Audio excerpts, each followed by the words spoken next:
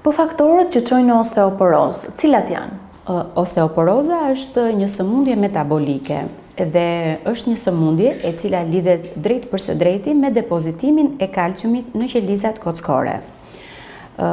Biologjikisht ne jemi të projektuar për të bërë riprodhim të qelizave, për të bërë rigjenerim të qelizave tona, dhe që të ndodhë kjo gjë, duhet që të kemi sasinë e kalciumit dhe të vitaminës D në nivele të normës.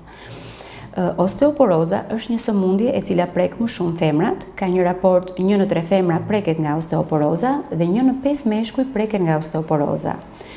Vetë nga emri, osteoporoza është një sëmundje që e bën kockën poroze. Duke e bërë më poroze, e bën edhe më të thyeshme, edhe më fragile, edhe më të butë.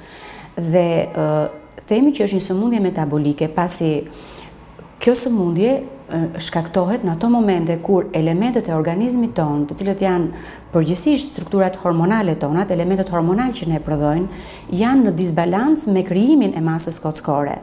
Dhe është një sëmundje e cila përgjithsisht ndodh tek femrat pas menopauzës, nuk përjashtohet mundësia që të jetë edhe tek femrat para menopauzës, pra gruaja mund të ketë një cikël normal dhe të ketë osteoporozë.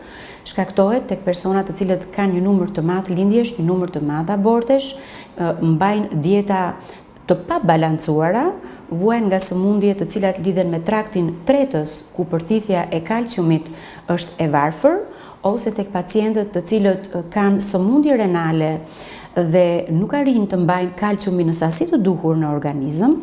Pacientët diabetik gjithashtu varfërohen në kalcium, e varfërojnë edhe kockën dhe bëhet më osteoporotike.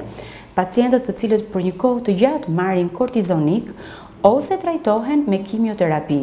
Sëmundjet e gjakut në të njëjtën kohë bëjnë varfërim të kalciumit, të vitaminës D, të elementeve kryesorë të cilët e mbushin masën kockore dhe përjedhoj favorizojnë osteoporozën. Tek gratë pas menopauzës, varfërimi i hormoneve femërore dhe tek meshkujt në fillimet e andropauzës, varfërimi i hormoneve mashkullore, bën që të dyja gjinit të jenë më të prirura për të bërë osteoporozë sesa në moshën para fillimit të menopauzës ose në moshën në periudhën para andropauzës tek meshkujt.